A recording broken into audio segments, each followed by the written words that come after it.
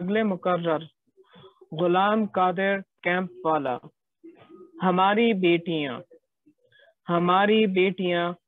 Ghulam Qadir camp वाला, stage आपके हवाले।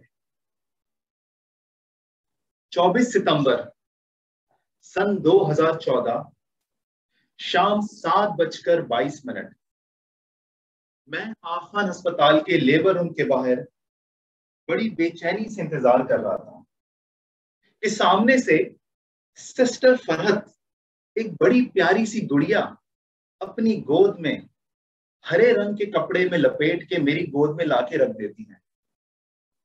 सिस्टर फरहत कहती हैं, मुबारक हो सर, बेटी हुई है।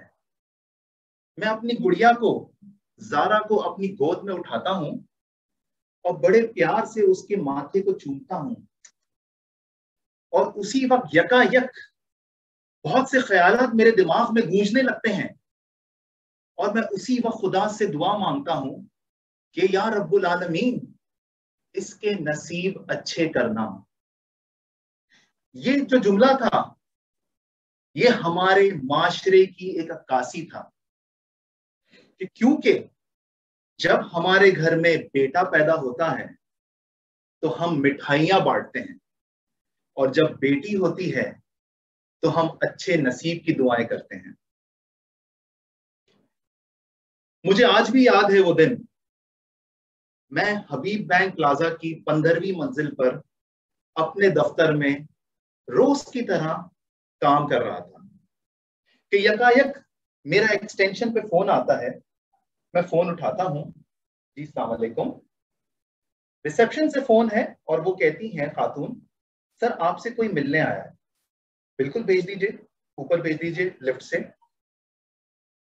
थोड़ी देर बाद मैं सामने से देखता हूं एक उधेड़ उम्र के साहब, 50 या 55 की उम्र के करीब होंगे, वो अपनी 20 साला बेटी के साथ सामने से आते हुए नजर आते हैं। मैं उनका इंतजार करता हूं, लेकिन ये क्या, ये सर आप मेरे जूतों को क्यों हाथ लगा रहे हैं? आप मेरे प्लीज खड़े हो जाइए, बराए मेहरबानी खड़े हो जाइए। आप यहां आके तशरीफ रखें और यहां बैठे। आपका मसला क्या है, माजरा क्या है? आप मेरे जूतों को क्यों हाथ लगा रहे हैं? तो पता चलता है जनाब कि उनका 5 लाख रुपए की कर्जे की दरखास्त मुस्तरद हो चुकी है और मैं एक वाहिद इंसान हूं इस दुनिया में जो उनके 5 लाख के कर्जे की दरखास्त को मंजूर कर देता हूं। तो ये कर्जा क्यों लिया जा रहा था? क्या ऐसी मजबूरी थी, क्या ऐसी आफत आ गई थी कि वो ये कर्जा 5 लाख रुपए का हबीब बैंक प्लाजा की 15वीं मंजिल तक चलकर अपनी बेटी को लेकर आता है और एक इंसान जो जिसको वो जानता तक नहीं उसके जूतों को हाथ लगाने लगता है?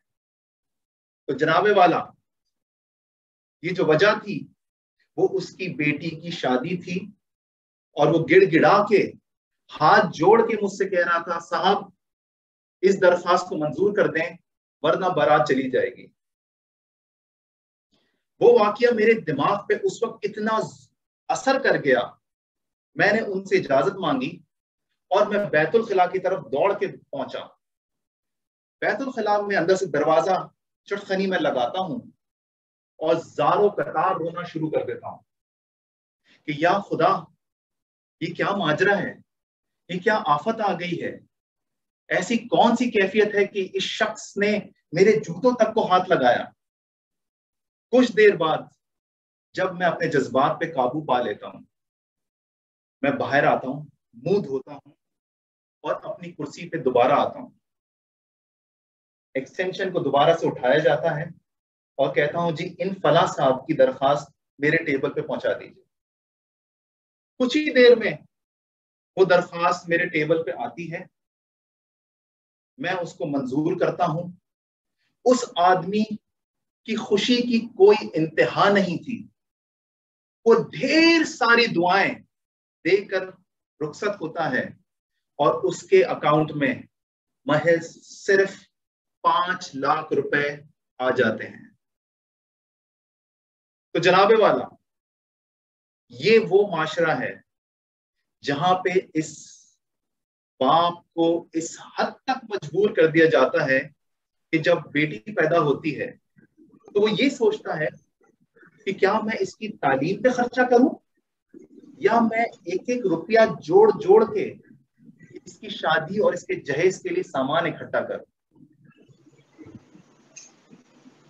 زارا آج ماشاءاللہ میری بیٹی 6.5 برس کی ہو گئی ہے, لیکن میں آپ سب کو یہ بتانا چاہتا ہوں کہ اب میرے دل میں, میرے دماغ میں کوئی خوف نہیں ہے, کوئی گمان نہیں ہے, کیونکہ میں نے اس دن کے بعد سے یہ تہیہ کر لیا تھا کہ زارا کو پڑھا لکھا کے اس کے پیروں پہ کھڑا کروں گا, اور زارا اس معاشرے میں وہ تبدیلی لائے گی بحیثیت خاتون تو ایک انسانیت کو تبدیل کر سکتی ہے.